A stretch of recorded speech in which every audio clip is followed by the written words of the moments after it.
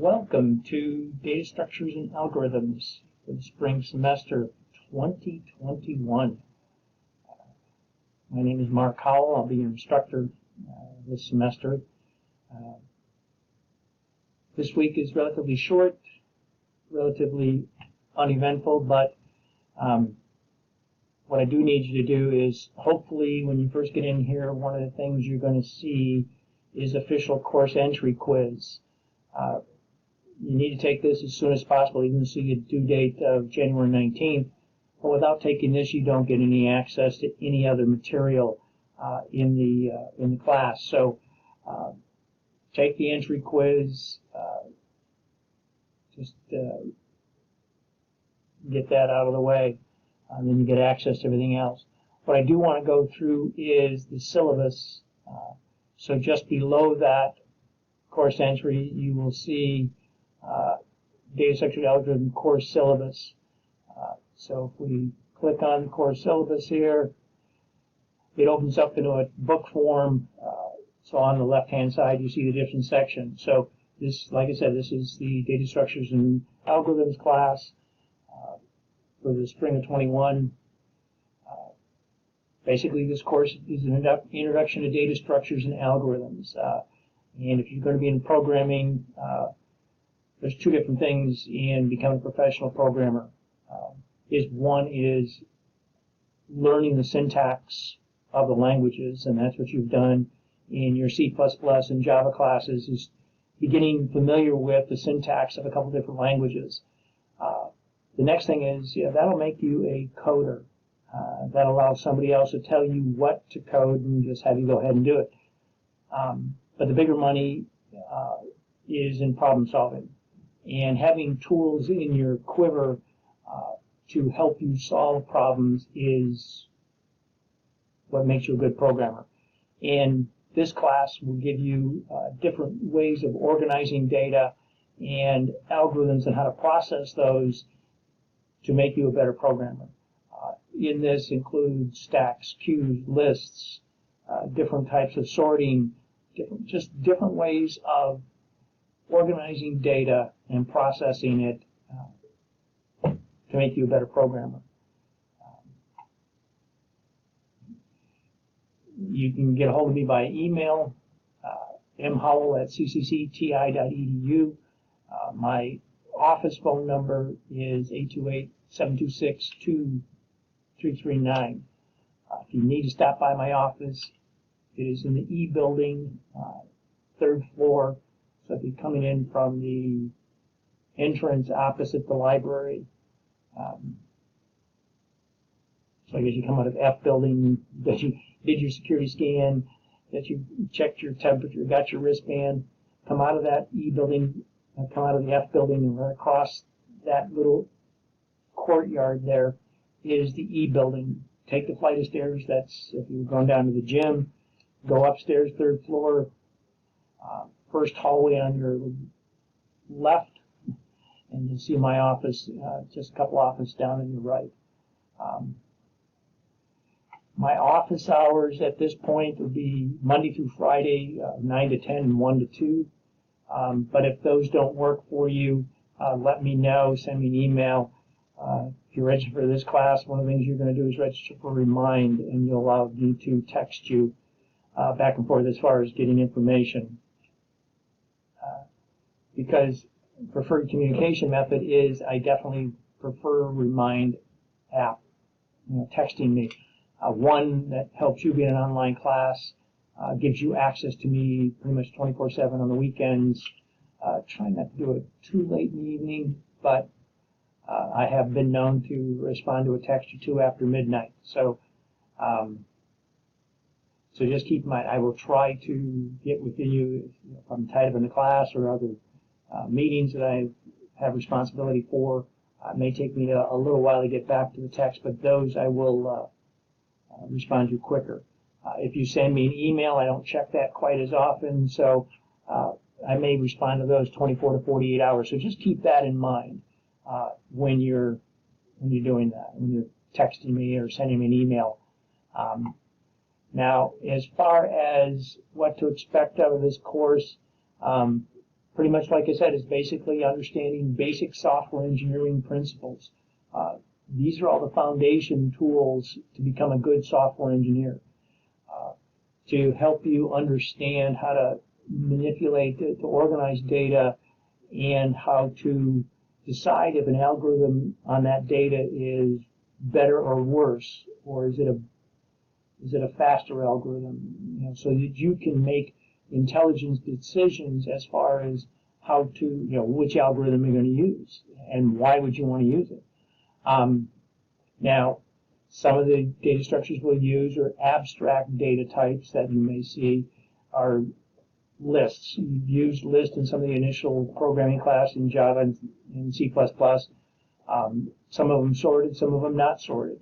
I don't know if you've gotten to stacks and queues, maybe. But we're going to call for quite a few other different types of data structures in this class. Teach how to implement them using some kind of programming language. I'm still deciding. In the past, I've gone back and forth as far as requiring programming assignments or not.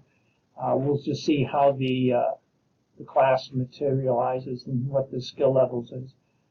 Now, as far as prerequisites for this class, really, its intro to programming is highly recommended. There is no prerequisite, but I do recommend you having CSC249. At least you understand what programming is, and it'd be nice to have, either the C++ or the Java class. The way we've got the program set up, you probably have just finished the advanced C++ and advanced Java if you're a programming major. But if you're just interested, I highly recommend it. There is no prerequisite, but I would recommend CSC249 if you're not a programming major. As far as textbooks, we're going to be using an older textbook, but I like it from the standpoint that it doesn't get locked too much into a particular programming language. Some of the textbooks I found are so locked into a language that some people that aren't masters in a C++ or a Java or even Python can kind of lose the importance, or how, because it's really more of a thinking process than it is about a coding process. So this one allows me to put some programming in, but not rely on it entirely. So bookstores should have that textbook available to you. Now, as far as what we're going to do, week one, even though this is a short week, most of the activity will start in probably the week starting next week, but we're going to try to cover most of the textbook. As you can see, there's some of it at the end of week 16, maybe open. So just give you an idea, that for the most part, you're going to cover a chapter a week, except for a few when it gets to stacks, and then down in graphs and sorting, we'll take a couple of weeks in those. As far as grades are concerned, I try to get grades done on a week after they're due. So keep me honest. Sometimes I can get wrapped up in other things and kind of leave that aside. Of course, the school's on a 10-point scale, so that's the same one. As far as makeup work is concerned, every assignment's due. I make them available on Monday morning, and they're due the following week, Monday at midnight. Late assignments don't help you, don't help me. But I also know that life throws us a bunch of curves. There's one assignment that I don't allow to come in late, and that's the reflection journal. And we'll talk about that. In a reflection journal, it's pretty much a free-form journal, document, email. It's not an email, but at least it's an online text that allows me to, you can talk about anything. I've had people give me history lessons, movie scripts. I don't like those as long as it's just too long. But how'd your week go? What do you like about the class? What don't you like the class? It's your way, since it's a an online class, this is your way to make it more personal. The two of us can kind of relate a little bit differently on this. Now, keep in mind, it's use it for attendance, but all other assignments, so that one I would do not be late on that one. I usually give till just a couple of days leeway on that, so due on Monday at Wednesday, on Monday at midnight. I'll give you a couple of day leeway on attendance for Wednesday at midnight. If on other assignments, if you're going to turn it a week late, I'll allow that, but you're going to get a grade reduction. If for some reason you're having trouble keeping up or having difficulty, just let me know so that we can work out a plan to make it work for both of us. Now, the question is, what's my grade going to be made up of? Well, most of your grade will be done from the chapter exams. So between the chapter exams and your chapter assignments, and the textbook's got practice set exercises and practice set problems. The exercises just are not any programming, not any algorithm, but just some basic concept assignments to make sure you understand what's going on. And the practice set problems will start getting into more of the algorithm and maybe even a program or two in those. So 45% of your grades based on the chapter homework. 50% are on the chapter exams. As you can tell, there are no midterm, there is no final. 3% of your grade is these weekly reflection journals. Like I said, I want to give you credit for those. In just doing those, want to use them for assignments, so if you don't turn it in on time, you're marked absent. So I'd highly recommend that be the first thing you do. The second thing is, because the form of communication is the Remind app. When we get into the material here, we'll show you that it is just register and remind. I don't care if you use it, I don't care if you read anything from it, but just registering it's going to give you 2% on your final grade. And some of you have been going to school long enough, you know that 2% could make the difference between an A and a B. So that's how I'm going to do the grade. So it's pretty much assignments and exams, and then a little bit of administrative stuff. Attendance and participation, just know that it's mandatory to attend, even though it's an online class. You're allowed only 10% of missing a class.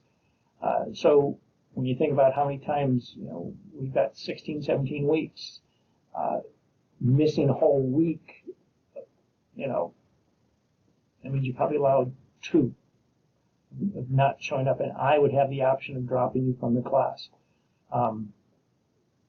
In the assignment I'm using for attendance and that participation is that reflection journal. So pay attention to that assignment above everything else. As far as withdrawals are concerned, you can withdraw from class pretty much any time up until the withdrawal date. Just keep in mind with your financial aid, it may make things, or if you're, just keep that in mind. Make sure you check with the people that you're doing financial aid with to make sure that you understand the repercussions of that. And then our final thing is just knowing that